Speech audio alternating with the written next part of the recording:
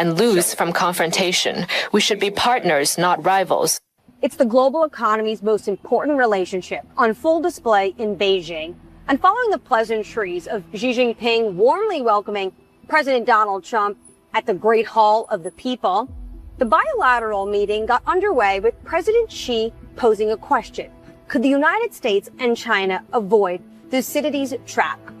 A conflict that could potentially brew when a rising power looks to exert its influence already with an existing power.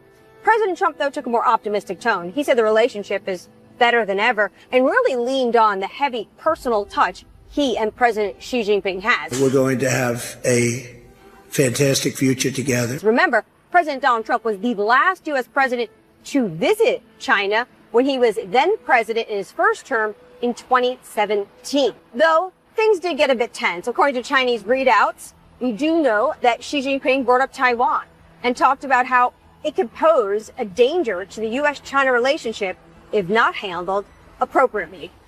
Anne-Marie Hordern, Bloomberg News, Beijing. 母校清华大学。 As allies in World War II, President Franklin Roosevelt's mentions of the brave people of China, that's what they were, drew loud cheers in his speeches in the United States, and everybody loved what he had to say, just as many Chinese now love basketball and blue jeans. Chinese restaurants in America today outnumber the 5 largest fast food chains in the United States, all combined. That's a pretty big statement. Thank you, everybody. 感谢。 Thank you, everybody, very much. 感谢。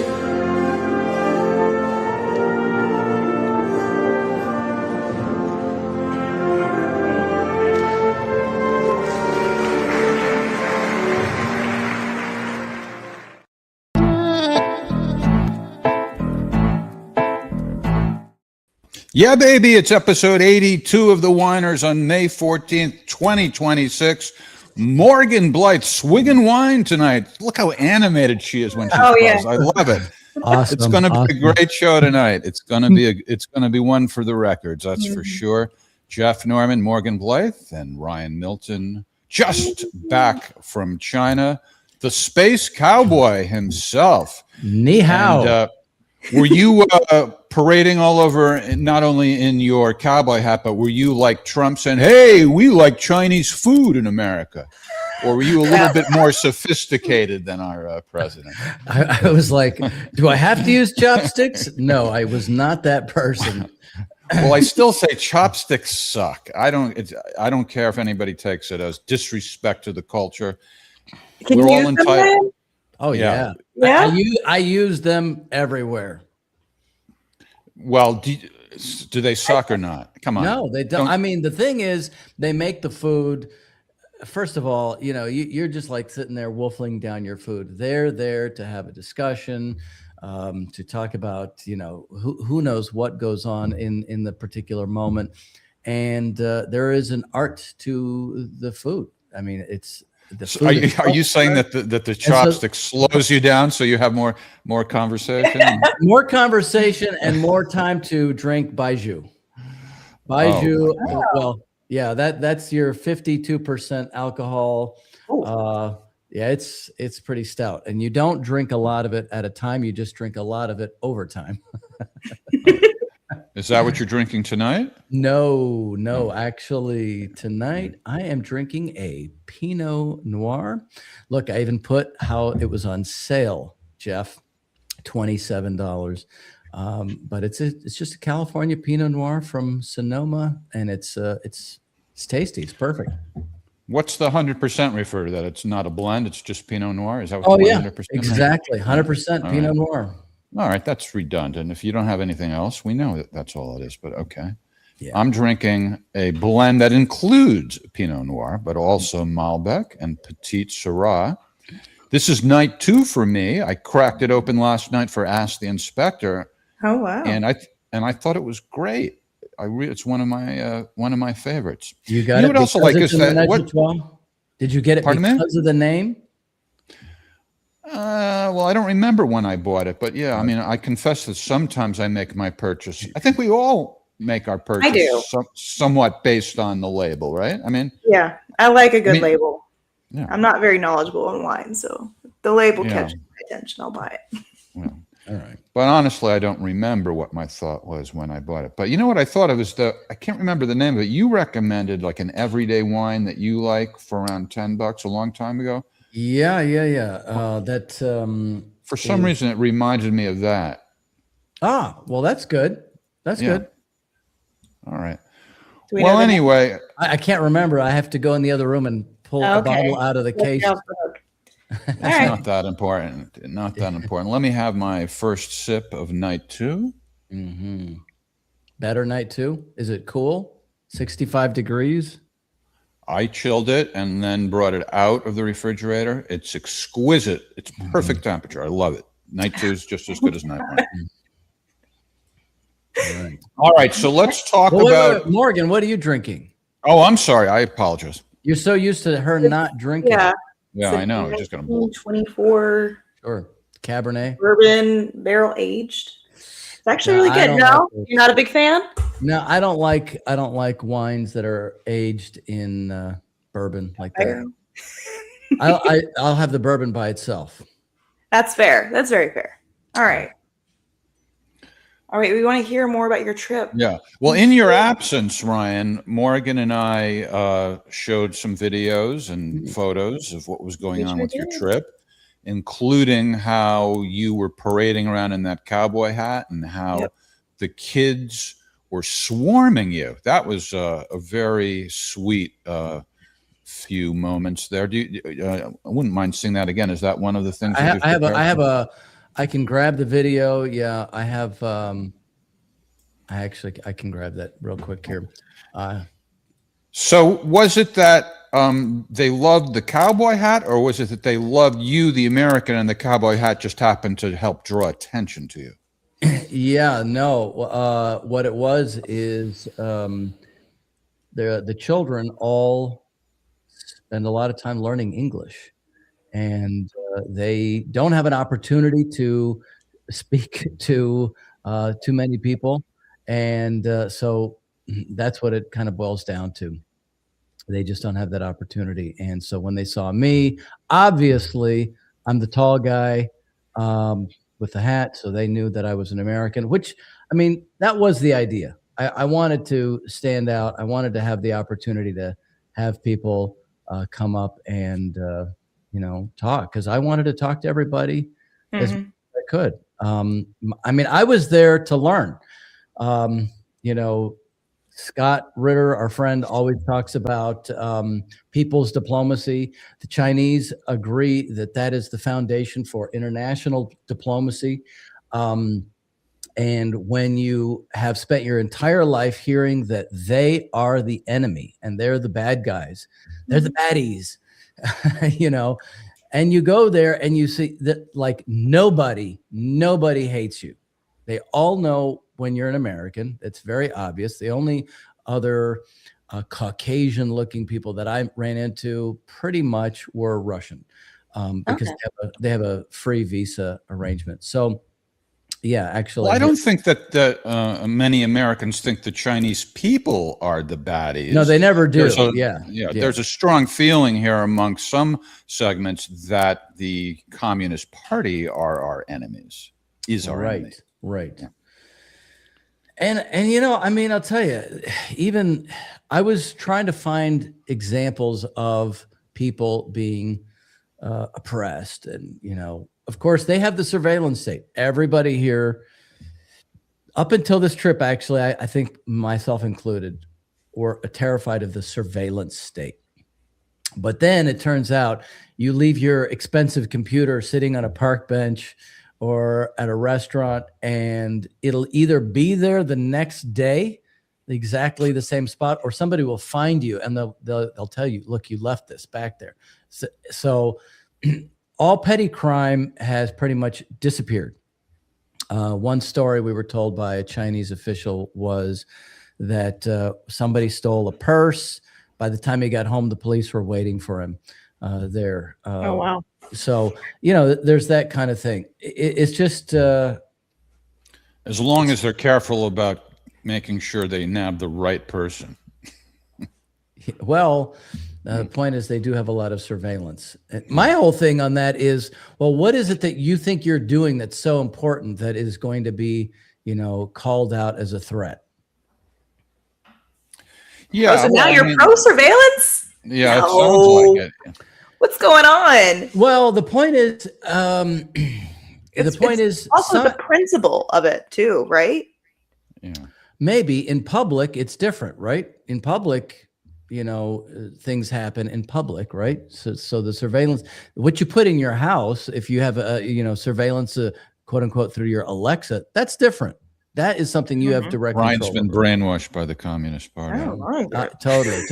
We're gonna have to do one of those deep. They told me that I got a message just now. I just got the message. So that is how it's going to be. Now, so look, let me just say a couple things though. I got a good idea of China, of East Asia first before the trip. I read a couple books. This one, The Imperial Cruise. Do you know who James Bradley is? He's the guy that wrote the book Flags of Our Fathers, and they made a movie. I think Clint Eastwood helped to make that movie. His father wasn't his father. It was about Iwo Jima, and it's about the men who raised the flag over Iwo Jima. His father was one of them, right? So, Imperial Cruise is an extremely important book, and the second one I'll just show up here is called The China Mirage, also by him.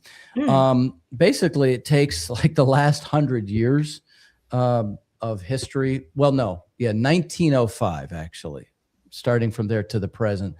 And Teddy Roosevelt and others, and how he had sent his son and Howard Taft on a cruise throughout Asia, and basically created the conditions where Japan was going to be the representative of the white European powers in Asia. And that sort of, sets the stage for Pearl Harbor. That's the long and the short of that book. And we're not even up to Ryan's trip yet. He's So anyway, I'm just saying, he studied for the trip. The reason that's important is I have a wedding to go to in October, Ryan. Just so you know.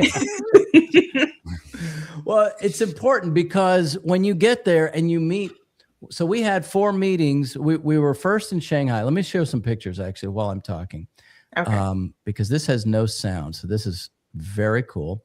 This is Shanghai at night. And actually what we're looking at there, I'll just tell you really quickly. That is Pudong. That's the new part. And that just means east of the river of this is, what is it called? I forget the exact river.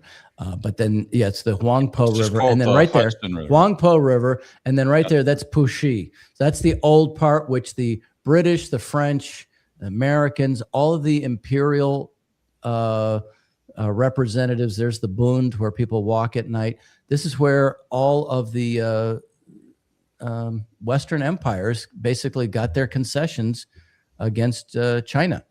So when I say I read the history, but this is, by the way, every city is like this, right? And it's beautiful. I mean, this is so beautiful at night. This area here, though, just real quick, in Pudong, this is brand new, like 30 years old. This was all farmland 30 years ago. And this is the most modern, most advanced, fanciest places. So this is where we stayed on the trip. And, it's, yes, go to China. It does do that. So you do get a sense when you go there of the history. You just do. So I had to go prepared. And then when we went in and had a discussion with some of these leaders, we met with the foreign ministry in Shanghai. We met with the foreign ministry in Beijing. We met with the foreign ministry in Chongqing, Guangzhou. I'll show some little pictures. When I say we met with the foreign ministry, these are the people that do all the diplomatic meetings, and they set up everything. And it is the red carpet. They treat you like a VIP. It sounds. They treat you like a VIP. You have a somebody that is a translator. They have a limousine from one door to the next. And when you say they treat you that way, they treated us. Yeah, because you went through certain channels to set up the thing. That's why. Yeah, that's true. We talked to the government ahead of time and said that we're coming with the express idea of, looking at the economic breakthroughs in China and seeing how we can learn. You brought up last night with Scott Ritter about 60 Minutes that did the show on high-speed rail in New York. Right. No, in California. In California, I mean. Yeah. And I mean, look at this. Look, 2008, when we had the economic crash, yes, it affected, people in China also, but we put $6 trillion into bailing out all of our biggest banks. And they put initially only about $1 trillion overall. And this is now 50,000 kilometers. Somebody's going to have to do the math and figure out 50,000 kilometers is. But it's. Don't worry, Helen. We're going to deprogram him. What's that when you're in a cult? He needs a little work. He just got back. An intervention or something. When you're in a cult and you got to get him out of the cult. There we go. There we go. Back to that. Okay. Yeah. So anyway, we wanted to know what it was. And so there is a historical connection that they talk about. It's not, Chairman Mao and, if everybody is walking in the same step, it's like, okay, we have to have, planning for what we're going to do for the next 5 years, for the next 15 years, right? It's government financing, private financing. They have whole committees that plan. Somerville John with the cynical point of view. Oh, yeah. Wasted? Well, how is it a waste if you're presenting beauty to enjoy? Are you saying beauty is a waste in general? Yeah, I think he might be. I think he is. Well, LED lights, they don't take up that much power. They don't actually. No, it's not really a big deal at all. So you have a pro-China bias in a sense, and I think it's only natural when people go, like when Scott goes to Russia, he tends to play up, what the misconceptions are, and he wants to debunk the negative myths, and that's fair. Well, before I get to that, but I'm left curious. I'm curious. There must be, because there's negative aspects to all societies. Absolutely. What did you not like about China? Well, I wouldn't say that there was something I didn't like, because what I saw was, and what I've been looking at in terms of what they're doing with their economy is pretty exciting. What I know for a fact is that as much as they've done, and their scale is very big, they do have a lot to do. They have a long way to go. I mean, we like to say, but there's poverty over there somewhere. You just go to the big cities and those are the nice spots. They didn't take you to the crappy areas. So they are planning to invite us back to go to those areas. Oh, yeah. What's going on with the Uyghurs? The Uyghurs. Actually, sorry. We went to an internet, what they call an internet store. So it's actually just a regular brick and mortar store, but the government gives them websites, gives them payment systems, so that they can sell everything. And actually, they're doing fine. And their whole view is, leave us alone. We're doing much better now. But the point is that their scale is so big. So they've lifted 800 million people up out of extreme poverty. But it's not like they're living, the three of us. No, they're not. They're even lower than that. Is that what you mean? PCR test. I don't know what a PCR test is. What's a PCR test, Mr. Pepperman? Or may I call you Mr. P? Mr. P. For short. I mean, they have 96% home ownership. Are all their homes really nice? No. They do have a much larger growing middle class. So those EVs are not just rich people. Half of all the cars there are the EVs. It's a COVID test. It's a COVID Oh, test. it's a COVID test. That makes it. Well, that's not true. What That's do you mean not it's not true?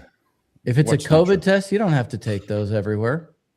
Well, I mean, everywhere, not literally everywhere, but maybe I it went is to required in certain. I mean, I went from Shanghai to Beijing on the longest high-speed train. I've heard that, That's- JMM. Yeah, I know it is. And they're not. But there's also there's always a kernel of truth in what's being exploited by the U.S. State Department, right? Yeah. Because the way it was described There's to a me, kernel of truth in all the hoaxes, like Yeah. what's his name, Patel, the FBI guy. I bet he enjoys some adult beverages. It doesn't mean that he doesn't show up for work, though. Anyway, just give an example of a kernel of truth. you are, I don't yeah, know. I don't Very, know why I thought of that. stuck to that one. No, because I'd heard, the Uyghur issue, and the way that it was described to me is that there was a radicalizing of the Uyghur Muslims in consolidated areas within China, and China went in to try and clear that. And within doing so, they did take the men into these kind of reform camps. Are you guys familiar with that? I've heard something about that. I mean, It's hard to know what to believe. That's why we have to rely on Ryan. Look, our man there on were the videos ground. that were I'll give you one example. There is one of these stories about the pastor of a Zion Christian church, and he was imprisoned last year, and I don't know, 10 years or something like that. And these people are like, "Oh my God," because President Xi is above Jesus Christ. All right, so this is the line, and if you look for this story anywhere, it's all that he's being persecuted because he's Christian. Okay, They have Christian churches there in China. Okay, however, they also are aware that as part of that century of humiliation, it was the Christians that ran the opium into China, and a lot of that opium money paid for Bibles. So they're like, okay, we have laws, you have to abide by the laws. Like here in the United States. I don't know what you want to say about this, but is the state more important than the church? Well, everybody, if they have a church, has to register as a 501c3. Or if you put money in the dish, you have to be responsible for finding out if that church is, legitimate in what they're doing. So They we don't have to too. register. They don't have to. They choose to. So that there's two options. You either have to, or if you don't, then the donors are responsible. I looked up the law today. the donors are responsible for what? I don't Proving understand that what the you're saying. church is a legitimate institution doing what it claims to be doing. I don't know. Why does the donor have to prove anything? The idea of the 501c3 is basically just so that you can make donations that are tax deductible. That's I'm talking about for the church. As it relates Why would to a churches. donor have to prove anything? I don't understand. You what you're ask talking the about. IRS.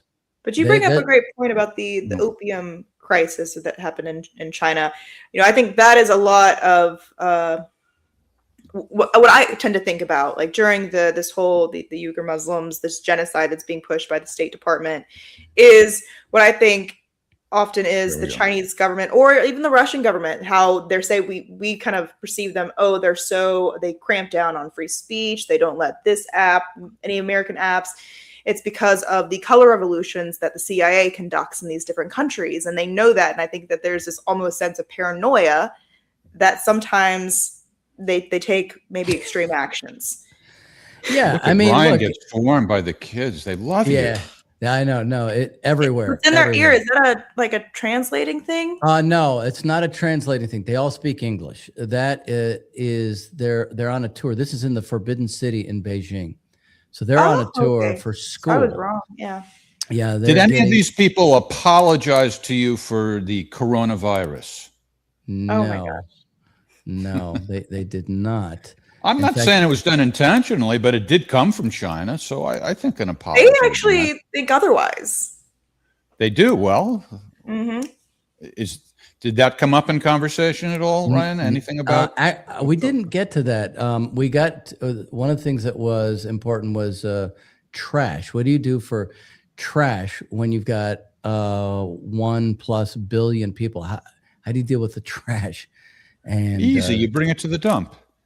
they don't. They incinerate it and use power. They create power from it, Oh, that's smart. electricity. So Well, can I just ask Morgan, what do you mean they say it didn't come from China? What is, tell me more about that. I believe they asked who to look into Fort Detrick. If you guys, which is I'm trying to remember. Yeah. Do you remember hearing that? They say they claim it came from America.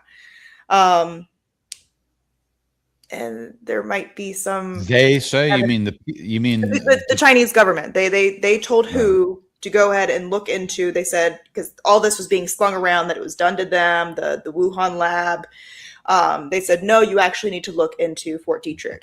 And like that person was saying, Jeffrey Sachs talks about the precursors of COVID-19 that came from Chapel Hill, University of North Carolina. not our state, But also, Jeff. But the whole thing in Wuhan was a U.S. funded lab anyway. You know, like the ones that Victoria Nuland used to talk about in Ukraine that were funded by the United States. So. Actually, all right. At this time, on behalf of the American people, I would like to apologize to China. Yeah, there you go. There you go. Let me show you a couple pictures and then ask more questions. This picture of the four of us, that's my buddy Rob. We've had him on the show. Rob is running in second place right now for the primaries for Congress in Los Angeles. And basically, this is the translator and the head of the foreign ministry for Chongqing. By the way, Chongqing is 33 million people, and the leadership of this city is more important than most of the leadership for all of China. As far as when the president wants to talk to somebody important, this city is so important. The picture here on the bottom, these African students, two African guys are from Zimbabwe and Liberia. They're there to be dental students or something like that. So this is just some interesting pictures of Chongqing. It looks very traditional. Here we go. This is the beginning of the Three Gorges Dam. Three Gorges Dam. Oh my gosh. Do I see a little smog there though? No, Fog? no smog. There was no smog anywhere. No, I thought so too. A little misty. No, it's humid, very humid, very humid. Was Rob a good traveling companion? Oh yeah, absolutely. It You didn't get on each other's nerves? No, he had to get more suitcases because he kept buying stuff. That's probably what I would do. So look at this. I just want to point this out about the bridge. This is Fengdu, I think, and I forget what we were doing in this city. Oh, Fengdu. Fengdu.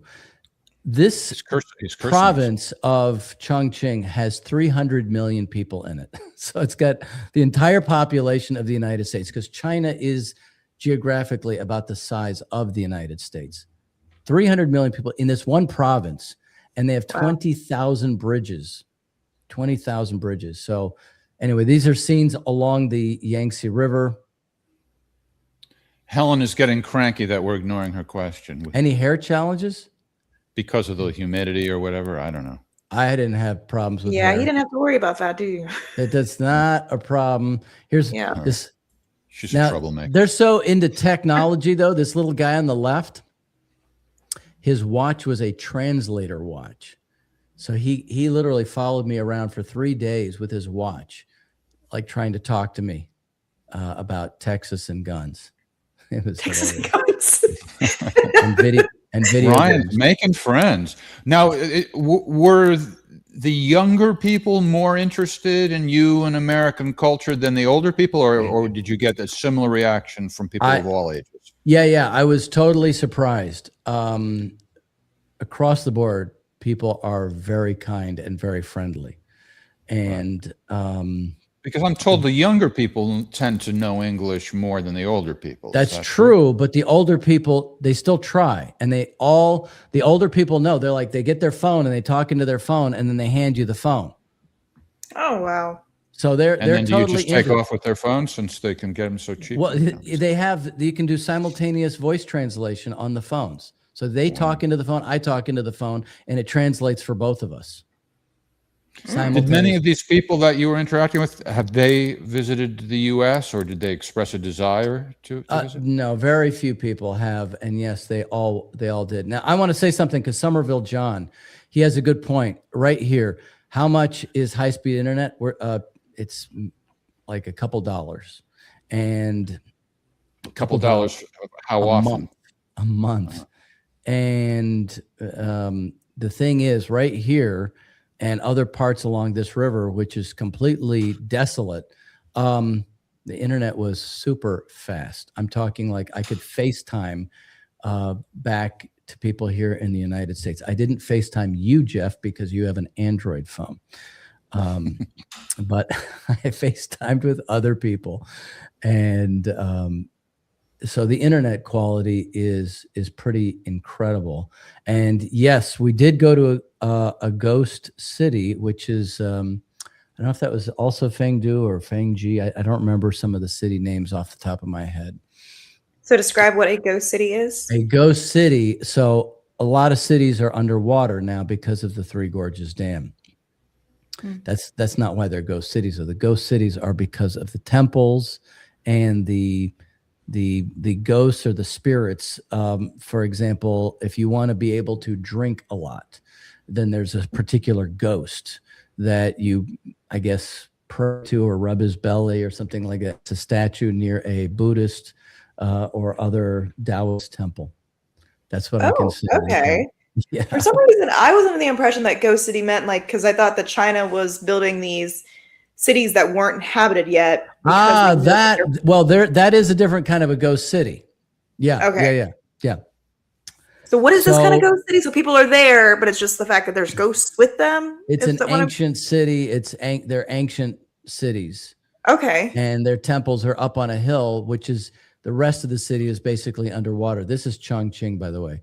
This place is crazy with the number of high rises. Somerville John is very upset about the electricity bill, though. Look at that. Look at that place. I mean, maybe we need Elon Musk to create some low-cost, long-lasting batteries. I mean, the thing is, everybody's out at night because it's much cooler temperature. That sounds nice. I like nightlife. So was anybody, or not, I won't say was anybody, were the people anticipating Trump's visit? Was that hanging over your trip, or it just wasn't an issue at all? Well, in the diplomatic meetings, first of all of these diplomatic people we met with, they know U.S. politics very, very well. So they can talk about congressional races. They do talk about Trump. Their sense is that they want to have a peaceful relationship with the United States. So let me just show this here a quick sec. I think this is useful. Now, let me just say, before I put this on the screen, this is, Chinese state media. Okay, just because you got to know that. So there's this article that just came out, I guess, what is this, May 12th, a couple days ago. So the whole article definitely exudes the kind of discussion that we had, where they said, if we can get, if the United States could just get out of the spending on the war, then we know with what we can do with our technology, their wafer, silicon wafer for microchips and so forth, their production has gone through the ceiling, right? Their machine capacity has gone through the ceiling. The number of patents, this one just shows AI patents, China versus Harvard and all the others. For example, the blue is Tsinghua University. Their patents alone from this one university actually is more than all those other universities combined. And then some, right? yeah. And that's just an AI, right? So they have so many people, they just assign people to do these things. Well, the Chinese definitely like to make money. I mean, let me just say, the Chinese definitely like to make money. So their sense is, well, okay, get rid of the war. Let's make money together. But I think there's something interesting to touch upon that the Chinese people, and I don't think that's they throughout the history kind of it's been trickled down to this collectivism. Like we all thrive if we're all lifting each other up. Where the Americans, we have this. Yeah, that's a good point. So it's something that you needed to combat to well where China is at. I think that is the strive that they have for all this innovation, all this new infrastructure, is the fact that it's going to better all man as a whole for generations to come. We don't really have that kind of cultural outlook. But we were having a meeting with the foreign minister in Shanghai, and we were talking about these different projects. And he says, look, what we're interested in is government of the people, by the people, and for the people. Where have I heard that before? Abraham Lincoln, right?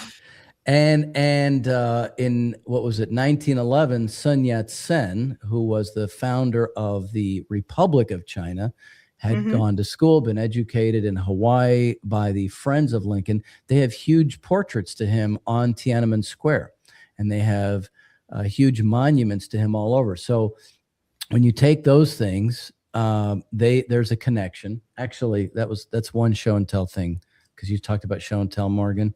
I got this, which is that I went to it. I found this at an antique store. This is a 5,000 gold note.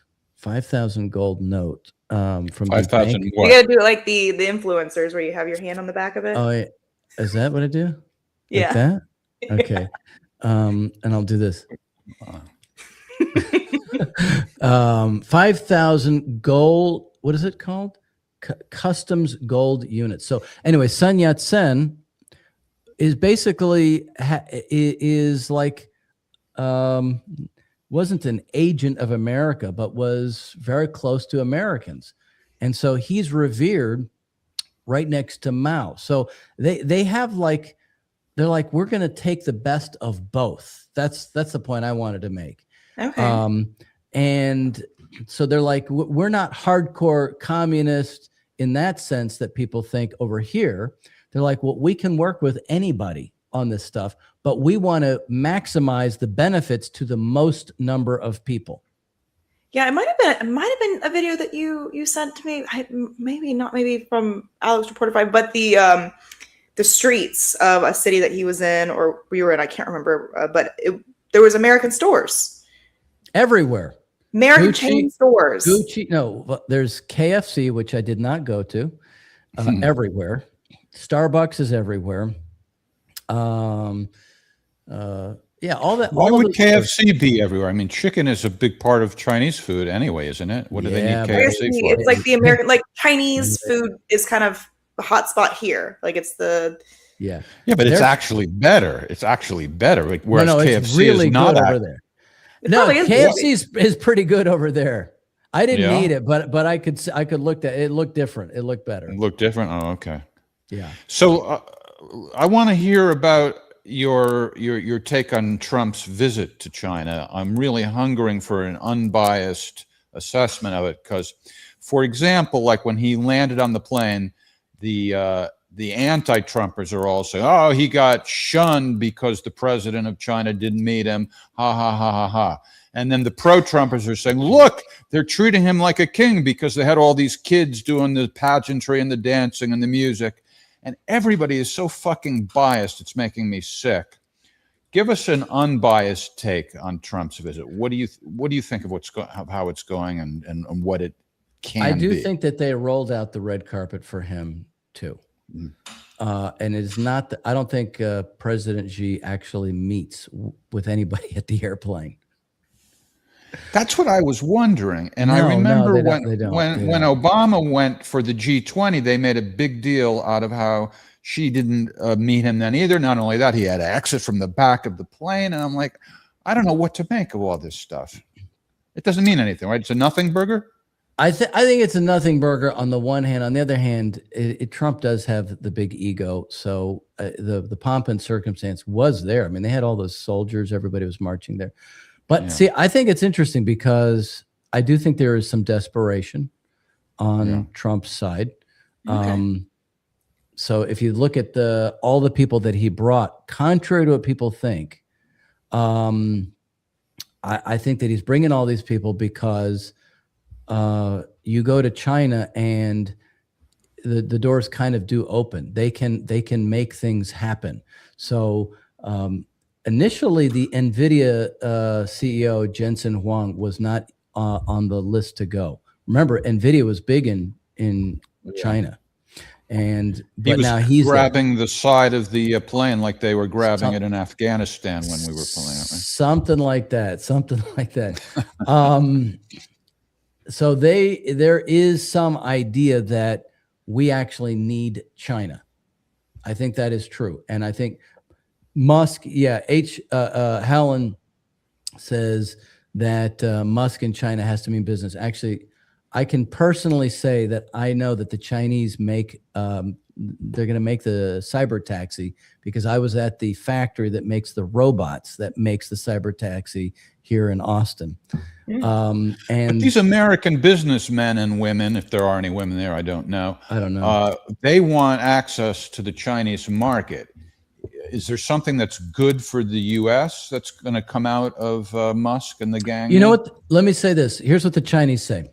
They say that they say the United States are innovators. They absolutely believe that.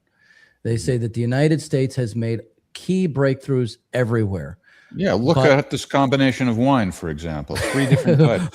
3 different types. All right. Yeah, right. What they say is that the United States only limits the use of those technologies to a small number of people, whereas they basically deploy teams of experts to figure out how to make that usable everywhere. So if anything, those guys might be there, for their own benefit. I don't know what they can offer to China per se. There are things that we offer to China that we can do for there. We've got tons of companies over there. What about the way while selling us the fact that we need to continue in like a arms race about it?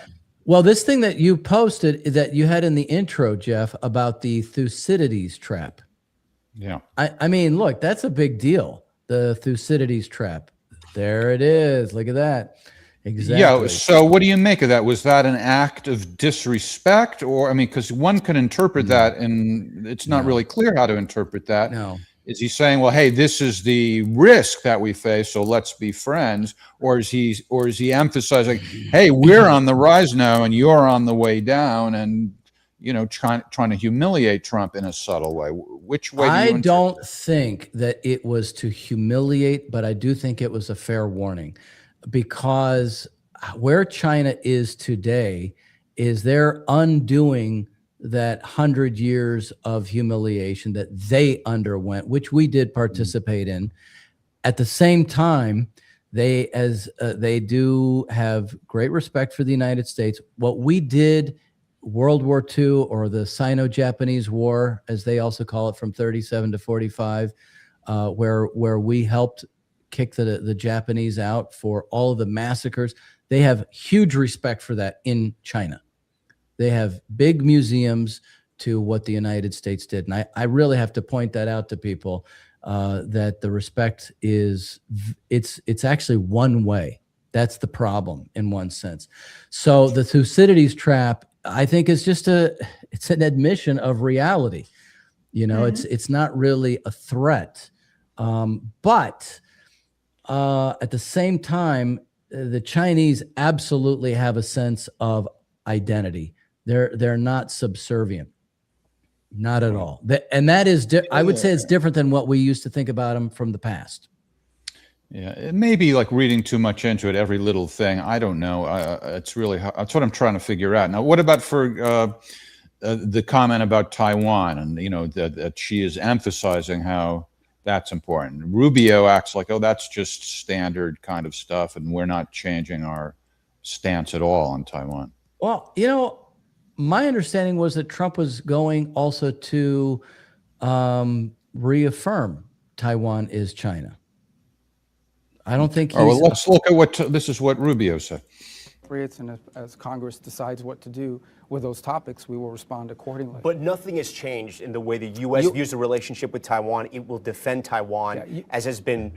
Yeah, U.S. policy on the issue of Taiwan is unchanged as of today and as of the meeting that we had here today. It was raised. They always raise it on their side. We always make clear our position, and we move on to the other topics. We know where they stand, and I think they know where we stand. Business as usual, no big deal. That's his attitude. I can't stand him. Yeah, but see, look at this. Look You at can't this stand guy. Rubio? Is that what you said? No, I cannot stand Rubio. No. Oh. Yeah, but look at this asshole Mike Pompeo. Look what he said about leaders, this thing. both very strong, capable leaders. Xi Jinping is, and I've said this before, I've met with most of the bad guys in the world, with the Taliban, with Chairman Kim. I've never seen someone who is colder, more ruthless than Xi Jinping. And in these meetings, he's very much that way. With President Trump, a little less than when he was with me. Right when it was just me, he was over the top, very strong. He's a little gentler with President Trump because it's probably his. He views him more as a peer. But make no mistake about it, Xi Jinping has deep intentions. He believes he'll be there after President Trump is gone. And this is a very different kind of leader than some of the others that President Trump in the United States must confront. Now, that's the same asshole that was sabotaging Trump. Hey, it's the same asshole that put a hit on a journalist, an Australian journalist. I mean, so why would we ever listen? Well, he's to probably these right guys? about she being there longer than Trump. I think wasn't in their constitution or whatever it's called that it's supposed to be only 2 terms, but now he's on like his 3rd term. I don't know the answer to that. Something like I actually don't know the answer to that. Let me mention something else though. But Rubio, I mean, I hate how Americans approach diplomacy because it's always with this, like, I got a bigger, I'm bigger and stronger than you, for a lack of better terms. We just passed the $1.5 trillion, war budget. But on the way to China, Rubio puts on the Maduro outfit, which I think is another callback to me thinking that this whole Maduro thing was really about China. And it appears more. You don't think so? The day that we took Maduro, or the day before we took Maduro, you had the envoy of the Chinese government to make all these contracts, 20 plus contracts, completely null and void since we kidnapped a president. And that secured us to kind of combat the loss of oil with the Strait of Hormuz down. And who does that really hurt? We don't get any oil from the Strait of Hormuz. We actually don't get any. But who does that hurt? China. Actually, China actually refines 18.5 million barrels per day. That's 100,000 more barrels per day than the United States. So we're But about isn't Iran letting Chinese ships through without paying the toll? They are. So China also is building 39 nuclear power plants. They're the #1 builder of nuclear power plants. I think Russia is building 6, India is building 5, we're building 0. So I mean, how do we compete on that? Look at mining engineers. We graduate, I don't know, it's maybe 100,000. They graduate 1.5 million mining engineers. So if you look at these numbers, it is true that per population, it's about the same ratio. But in terms of people that they can just kind of deploy to do things is off the charts compared to anybody else. You always have to think about the scale of how those things work. And then there was something, though, Morgan, you were talking about. Darn it, I was going back. We were jumping around to different things. That I was just speaking about, or yeah, prior? I don't remember now. So anyway, I mean, I don't. Okay. I personally say they're going to stand their ground They see themselves as a sovereign nation state. They're independent. They and Russia, they're not going to go along with sanctions. They're not going to go along with any of those things anymore. But they are ready to sit there and work with us if we choose to. So I'm somewhat hopeful that is what is discussed with Trump's trip. Well, let's get back to why Morgan doesn't like Rubio. Is he more hawkish than Trump? And do we have to worry about him pushing Trump in a direction further than he would otherwise go? And maybe Rubio, in a sense, would be sabotaging Trump's efforts. Do we have to worry about that? I mean, I think that he has ambitions to become president. I don't think that's a secret, yeah. But he hates Cuba. He's very happy on the starvation of what's happening in Cuba. In Venezuela, he was very happy about that. We're still bombing boats in the Caribbean right now. We don't even know if there's the civilians or if they're really the drug traffickers or what. We're just bombing them. I feel like.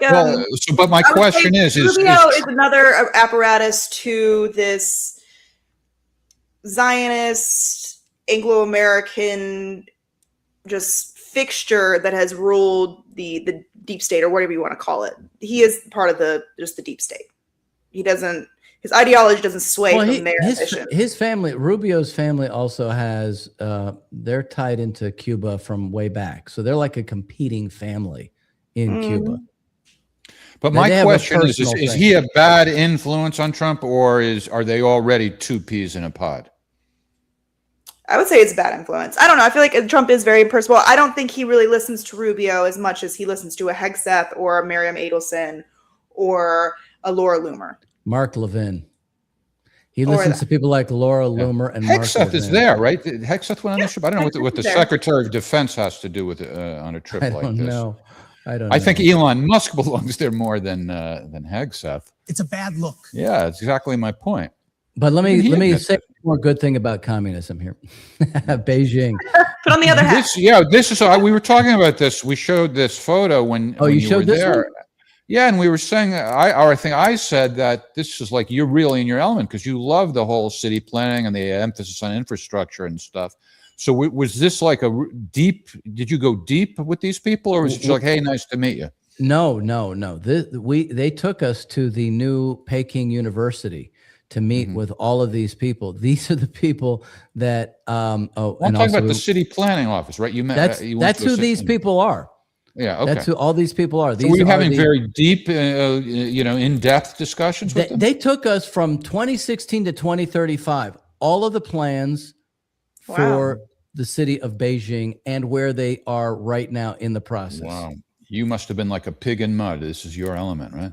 Well, I mean, what's striking is that they have it all planned out. And they're like, when you get elected, you have the rest of the 5-year plan of the last guy to complete and the new 5-year plan to start. That's your job when you're elected.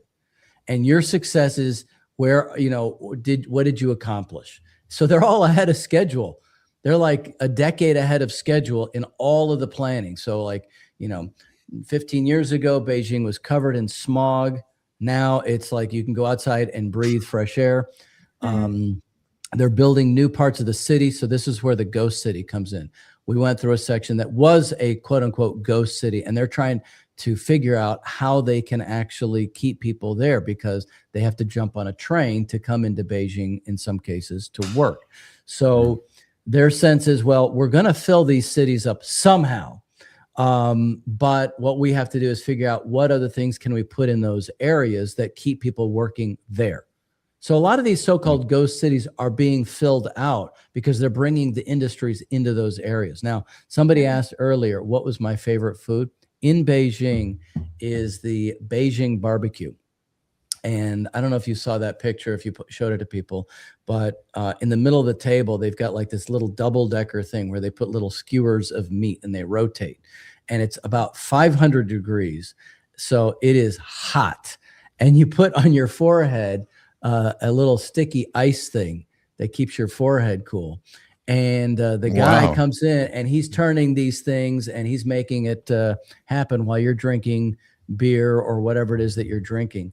And that was amazing. That was absolutely delicious.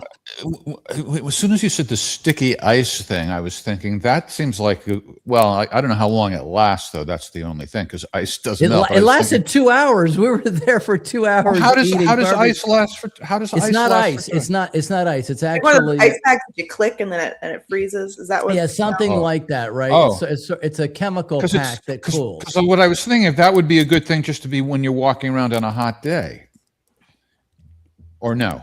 So there was this. So these guys are. No. That's not a. Or would it be more conspicuous than the guy in the cowboy hat? Oh, look at that idiot! Well, in no. the, ice pack on Our translator, he was so funny because he had like a whole side business. He was trying to hawk something. Everybody there is trying to hawk and sell and buy something. And I know Somerville John said the Chinese government owns 51% of every business. It's not quite like that. The company that I rode in the EV taxi, for example, they have American investors. They're on the NASDAQ. To my knowledge, the government doesn't have a controlling interest in that company. In fact, the government people we talked to, they said, our job is to create the conditions for these companies to succeed. Our job is not to tell them how to run their business or to, control it. So if you want to talk to them about financing, you go talk to that company. Don't talk to us. We don't know. He said, we have to do our government stuff. They have to do their stuff. So I thought that was a good irony about the companies. But yeah, the no. The Texas barbecue, if I open up a business, it would be a yeah, Texas but they're more barbecue. comfortable in China because in Texas you're going to be sweating, whereas in China they've got the ice pack on the head. Yeah, that makes the dining experience, I would think, more comfortable. I Look, like that. It's so cool, Jeff, that in some of these official dinners where we had hot pot and other things, so Shanghai. What about first. wine? Hold on. I'm going to get to that. Okay. Shanghai, high-speed train to Beijing. We flew to Chongqing, took the 4-day cruise on the Yangtze River and went to about 3 different cities there, toured the Three Gorges Dam, went to Yichang, which was right after the dam. It's a very small city of 4 million people. And then from there, we flew to Guangzhou, which is the tech center. So here's the thing. At these state meals, they assign you, as I said, a nice young lady who helps you to eat the food. She prepares it for you. Like whether it's the Peking duck, they got the guy cutting it and she wraps it up and puts it in the little thing and then hands it to you. So everything is taken care of. Everything's taken care of. They make sure that you deserve it. You deserve to be pampered, you cowboy, you big hunky space unbelievable. Cowboy. No, it's unbelievable. So they know how to do it right. They know how to show respect. They would like some respect from the United States. Well, I respect them. I respect them even more if you can tell me about the wine that they have. Before you said when Ryan and I were communicating, you told me that they just had this weird rice wine, and I said, well, what about the regular wine, the kind that we get here? Because I read that China has emerged in the last few years as one of the top 10 wine producers in the world. Yet you were telling me you were saying this rice wine. Yeah, maybe it was just the cities you visited. So there's Baijiu, which is rice wine, but it's really more like vodka. And then there's others. So what was I reading? Let me see. They have Western style wine there. They do. Mm-hmm. When we talked to Alex Reporterfly, he had Argentine. Yeah, you can go to wine store. You can go to Western wine stores and you can buy French wine, California wine, for a reasonable price. Yes. Yeah. But what I showed you, Jeff. Here it is. Here. This is. I just did a quick AI search. China is the world's 5th largest wine producer and a major consumer, rapidly developing a high-quality domestic industry alongside significant imports. Key regions like, maybe you know how to pronounce this, Ningxia and Shandong produce award-winning Cabernet Sauvignon and Cabernet Franc. Right. And Hebei or Hebei wine, which is Why on are the you East frozen? Coast. Are you on another He has tab a new again? tab. He's looking up. Yeah, because I had to look how to pronounce Hebei or Hebei, which is the wine from near Beijing. So that's Beijing is up by what they call the chicken's beak of China.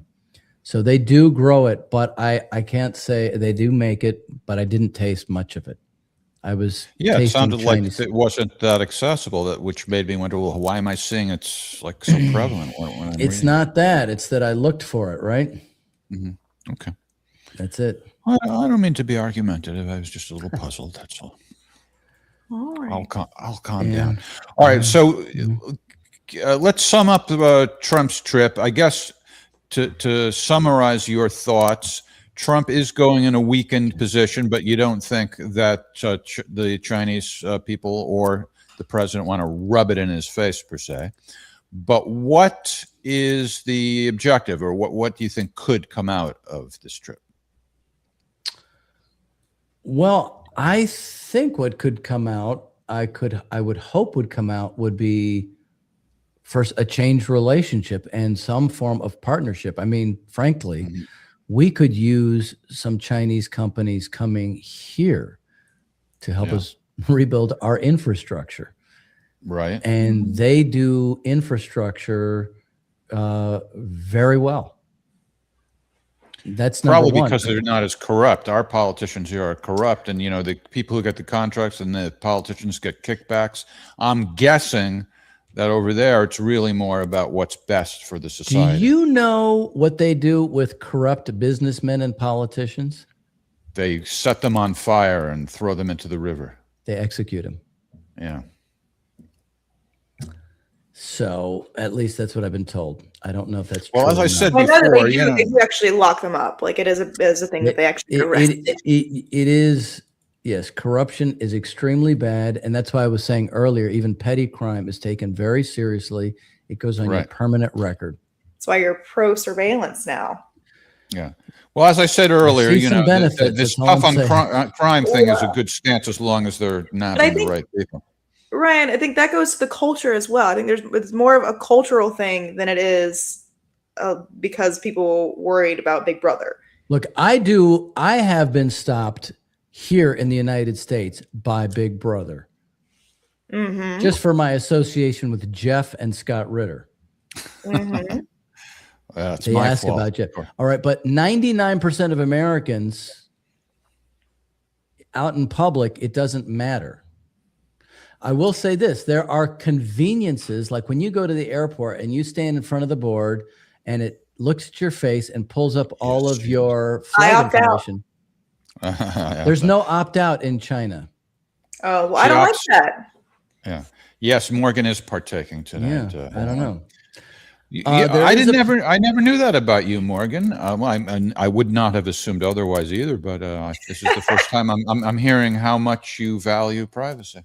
Yeah, I think it's more of the principle because it's whoever gains the power dictates who is the enemy of the state, and you don't know whenever that's going to be. But see, that's because our system is messed up, right? I'm not saying we have to be like China. We have a lot that we can learn from them that they also learned from us. They are constantly learning from us. Here in Texas, here in Texas, we have the 5th largest private company in the United States. It's HEB Grocery. So they send grocers over here to Texas to learn about why this grocery store chain is the best in the United States with making local food that they sell in the grocery store and how they move the product. Things like that. They learn from us all the time. The high-speed trains first were in Germany as far as most people are concerned, but they actually started here in the United States. So they learned from us, right? We have things we can learn from them. That's all I'm saying. We have sorry. No. I'm just saying our system, we have a good system with our Constitution. We don't use it because we are very much of an oligarchy. So I think your concerns about surveillance because of who's in power and you never know, right, whose side you're on is valid given our circumstances. Over there, You know, there are 8 political parties in China. The CCP is the big one, but there are other parties there that are considered opposition. But their job, when they're consulted, is to, you know, figure out how to improve things. Oh, one more thing: democracy. Are they a democracy? They have a very interesting thing. In any city, you have 1, 2, 3, 4, 5 that you dial on your phone. And if you don't see that there's enough garbage cans, street light is out, your local politician is an asshole, the train is not on time, whatever, you complain. They have more people assigned that are not AI to answering that call, to then trickle that into the policy making for change things. I like that. Do you think if I call them about a problem here in Wilmington, they might be able to take care of it? Not about that, but they said they told us to call the number for any complaints or things that we liked. Did you try their medical system? Remember, we were talking to Alex Reporterfly about that, and I suggested that you check in and get your situation. I won't invade your privacy and reveal that it's syphilis, but you know, right. Did you experiment with their medical system? I did ask, and the thing is that they don't have the international wing in every hospital. So where I was, there wasn't. They said, "Oh, you got to go to this other hospital." So we just you couldn't have gotten the attention. Not right there. Not right there. So that was. Did you make any friends or acquaintances, whatever word you want to use, that will extend past that trip? For example, would anybody be a good guest for our show? Will any of them be traveling to the U.S. and you hosting them in Austin or anything like that? I mean, look, first of all, I want to say that Christian Halali from DD Geopolitics introduced me to Christian in Beijing, who's a young German former politician who's now a PhD student in Beijing, who speaks at universities all over China, Mongolia, and elsewhere. And thanks to both of them, we met with, I think it's called the One Shanghai Institute, which is a think tank that is for bringing business to China. We met with some other think tanks were just incredible people who are very interested in solving these political differences. So they are people we're going to stay in touch with for sure. We were invited to come back in October, so there is a good possibility we'll go back in October. I'm always on fire. What are you talking about? Yeah, that's right. That's right. I can't get rid of that comment. They're scrolling too fast. There we go. Yeah. Well, all right. So there's one person there. Anybody maybe coming over here or? I don't know. I'm not sure. I'm not sure. There are people that could possibly come over. We'll have to see. All right. Yeah. Well, one last question. Is there anything that we can do, meaning Morgan and I, meaning the audience, that would help advance relations? What's the message that I would say the first thing is go to China. Oh, well, that's not easy, but okay. Yeah, okay. Morgan's not going to go because of the privacy thing, so forget that. But it does bother me. Yeah, but aside from that, yeah, I mean, sure, go to China, but that's expensive. Not everybody can do that. Is there anything else we could do to get things going here on this end? Yeah, I think so. Take, if somebody lives in New York City, for example, I mean, I would say take stock of all of the subways that are in places all over China. There's, and these other places, and then go and talk to the city councils. I was thinking I'm going to be in New York this weekend. I don't know if I can get a meeting with the city council on short notice, but I will. To me, we should be banging down the doors of city, state, and federal government people to, for example, we have the sister city program, right? Guangzhou and Los Angeles are sister cities. Right. and Guangzhou and New York, and then Beijing, New York, and Beijing and Washington, D.C. That's a good, yeah, because a lot of cities. people don't even know about that. So sometimes it's just something that's on paper, but maybe that is No, something no, no. that That is how they they do come over. They come over as part of those. But maybe that programs. can be expanded on. And that, I mean, that may be a Exactly. tangible thing to do, is to expand on that. In fact, they were asking us in Beijing about what can we do to help them connect to people back here, because, for example, they were having a problem in Beijing and they tried to contact their counterparts in New York City to get a solution, and no answer. Then their counterparts contacted them about a problem that they were having in New York City. They immediately responded, gave them an answer, and then those people dropped it again, wouldn't answer, no follow-up. Ghost. So the problem is that we act like assholes. We act like assholes. So one thing is to encourage that kind of relationship. Also, you have consulates. There are consulates in the United States, and those consulates would love to, create something in Chinatowns, for example, and create some kind of a discussion. That's All right. Well, I'm going to be in New York for a very short amount of time, but maybe We'll make it productive, Jeff. Save the world. I'll try. Yeah, go to Chinatown. All right. Well, All right. should we call it a show? What do you say? Absolutely. All right. Well, good show. Thanks for sharing your memories and your photos and your videos and your thoughts. And let's hope that the Trump trip comes up with something productive. Yeah, no kidding. Yeah. What is there, one more day? I'm not sure. He leaves tomorrow. Mm-hmm. Yeah. So the serious talk will be done tonight. So we'll see what happens. So the consul general, who's a former very prominent ambassador in LA, wants to meet with us and give his responses from the Chinese side next week. So we hope to talk with him. So that'll be very interesting. Meet where? For lunch in LA. Oh, in LA. Are you going to go to LA? I think so. All right. You're a player, Ryan. You are a player. All right. Thanks for watching, everybody. Thank you, Ryan. Thank you, Morgan. Yep. Bye. All right, See you all later. next week. Take care. Bye.